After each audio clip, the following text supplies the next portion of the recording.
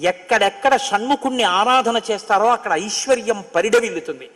పక్కన ఉన్నటువంటి తమిళ దేశం, ద్రవిడ దేశంలో అంత ఐశ్వర్యం వచ్చింది, అన్ని పరిశ్రమలు వచ్చాయంటే కారణం ఏమిటో తెలుసా అండి?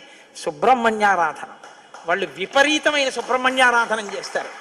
సుబ్రహ్మణ్య ఆరాధనం చేసినా, షణ్ముఖుడికి ప్రదక్షిణం చేసినా, ఆయనకి నమస్కారం చేసినా జ్ఞానము, ఐశ్వర్యము, సంతానము, సంతానమునకు క్షేమము, ఆయువు, ఆరోగ్యము అన్నీ కలుగుతాయి.